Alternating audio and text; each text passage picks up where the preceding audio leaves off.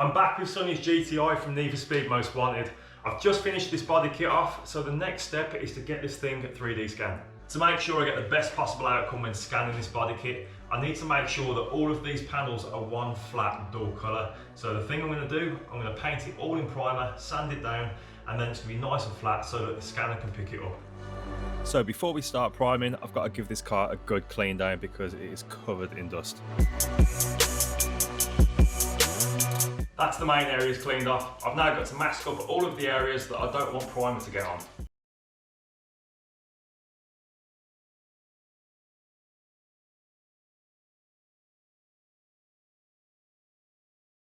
Finished masking off the essential parts, so yeah, the interior and the windows, they aren't essential, okay, they're just not. But the rear lights and the front lights are, because there are 32 headlights. I'm about to show you a little trick that I do when it comes to prepping and painting. I know it's not 3D scanning related, but I think it's something you might be interested in knowing.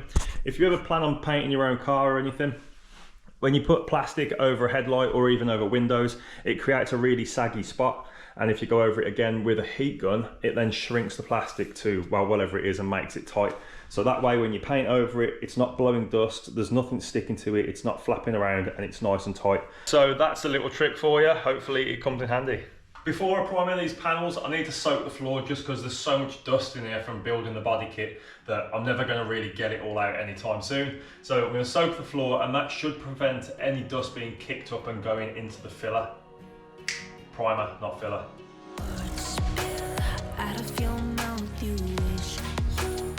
Before I start priming, I'll just quickly go over it with a tack cloth just to get any dust that I've missed. That's all the prep work done, so let's get priming. I'll do 2 coats of primer on this body kit, just because when I come to sand it, if I sand a little bit too much, I don't want to have to then re-primer it again. Doing 2 coats allows a little bit of room for error. There we have it. Sonny's GTI is all primed and ready to be scanned. Well, I say it's ready to be scanned, I've still got to sand it down. So I'm going to come back in a day's time just to make sure that this primer's had more than enough time to go off, and then we can start sanding it. I'll see you then. When sanding down primer, I like to use wet and dry sandpaper just because it doesn't clog when you're sanding it. And in this case, I'm using 400 grit just to knock it down that little bit quicker. I flatted down the primer and all the panels, so the next thing I want to talk to you about is this little thing that's in the box. Some of you might have seen on Instagram that I've done an unboxing video for this, but for those of you that haven't seen it, I'm going to show you now because the video is brought to you by these guys. So Shiny 3D have sent me this out, and this is their Einstar Vega 3D scanner. So we'll have a look in here and see what goodies this thing comes with. So inside here, we've clearly got the 3D scanner itself. It's a proper bit of kit, and this is going to be perfect for this build. Also, it comes with a nice little handle, so if you're clumsy like me, you're not going to drop it. In the back of here, we've also got the calibration board as well. So every 7 days, the 3D scanner resets itself, so it has to be recalibrated so you know it's 100% accurate at all times. And somewhere in here, we've got the little dots, so it can track it nice and evenly. Especially on something like this, where there's a lot of continuous parts. And what I mean by that is, you've got these long flat parts here on the side skirt, and it can sometimes trick the scanner into thinking it's a lot shorter than what it is. So these little tracking dots, they basically eliminate that, so the scanner can keep up as it goes along. Also with the kit, it comes with a nice cute little mascot, which is one of Shiny 3D's things. And it also comes with the charger, obviously, and a few other little bits and pieces, but I've probably forgot about, but I'll put them in the description if I have forgot about them. But anyway, we're going to get these stuck all around the car. We're going to get scanning because I'm really excited for this. We've been waiting so long, so today is the day, and let's get it done. I've decided to use the 12mm dots just because it's a big surface area for the scanner to track, and with the kit it comes with both 12mm and 6mm. So this is what I'm decided to use. I'm going to dot these around completely randomly over the whole body kit, and yeah, let's get stuck into this and start banging some stickers on. It's important to place these dots randomly because the scanner can get confused if it picks up any repetition.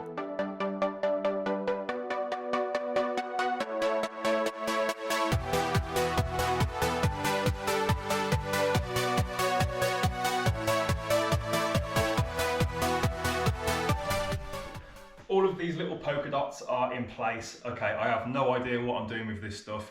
As you are all aware, I have no idea what I'm doing with technology in general, but the stickers are on and I'm ready to scan. So with this setting that I've got, I've managed to find out the best setting for the car, and you can see here I've got it on a fast setting, which means I can cover big objects really quick. I can switch it to the HD setting, which is better for more intricate things like smaller objects and things that have fine details. But for this, they're pretty big panels, so I'm not going to struggle with the fast setting. Also with this, you can determine how far you need to be away from the car. So if you look at the top just here, you'll see the measurements change as I move this bar up and down. If you want it more closer, you can get better details, but if you want it further away for a faster scan, I've put it all the way to the top. So that's all I'm going to go with, and we're going to see how it turns out after the first scan. Let's do this. One of the best things about the OnStar Vega is that it's wireless. Majority of 3D scanners are wired, and with doing something like this, it can really get in the way having to drag a wire around with me. Another good thing about the Vega, it's so easy to use. You've got a touchscreen and onboard processing, meaning that you can look at your scans and also crop little bits out of it that you don't really want.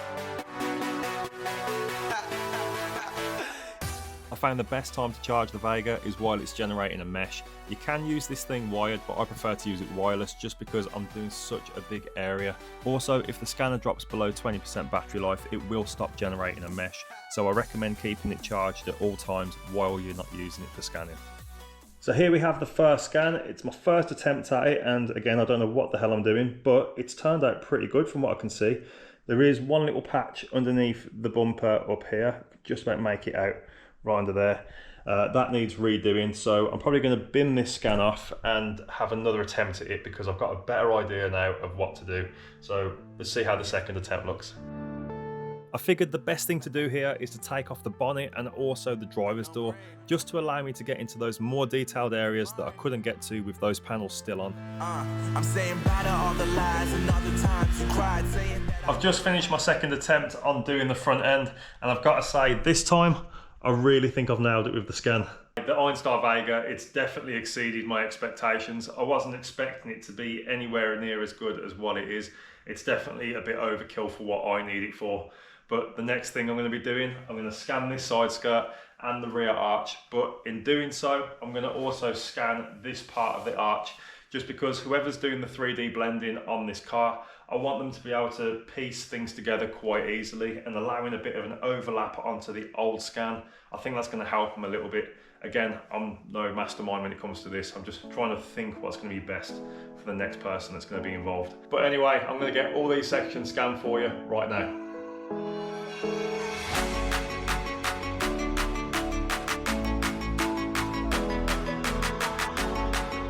So this scan that I'm doing here, it's called a data scan. So it's basically like a grid sort of thing. You can see that some sections are green and some are red. And that's because the green parts, the scanner's happy with. It's happy that it's tracked it and it understands the layout. But the red parts, it's still a bit unsure of what's there. So you just have to go back over it again. Okay, we've just lost tracking there, but what happens in this situation, you just go back to an area that the scanner knows, and then it bounces straight back using these little markers as recognition. So these markers are basically the things that we've put on here, these little dots. So it just goes back to those really, and it knows exactly where to pick up from where we left off.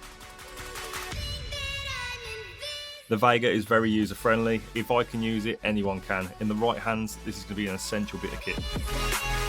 Okay, we're going into a bit of an unknown here, and you can also see it's picking those dots up before it's even recognising what's around it. So I'm moving a little bit closer now, and here we have it. It's picking everything up just nicely now.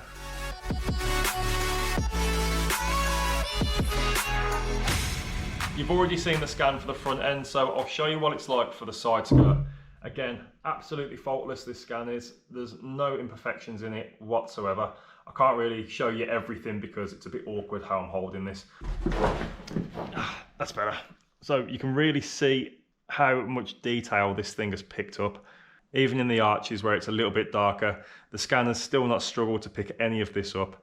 Now we've scanned it in the fast mode. I think the next step is to use the HD mode to get into these tight little places that the fast mode just can't really get into. So all of these detailed parts, I'm hoping that whoever's doing these renders, they can maybe add these parts onto the bigger scans, and then it's going to be pieced together nicely, because you just can't get all of these details using the fast mode.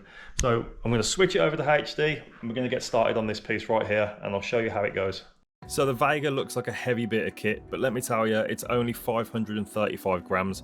I could comfortably use this scanner all day long and not feel any fatigue. So a lot of scanners aren't really good for outdoor use, just because the bright lights from the sun can interfere with the scanner itself, but the Vega won't struggle outside. As you can see, I'm using LED lights inside my unit, and it's not struggling at all with them.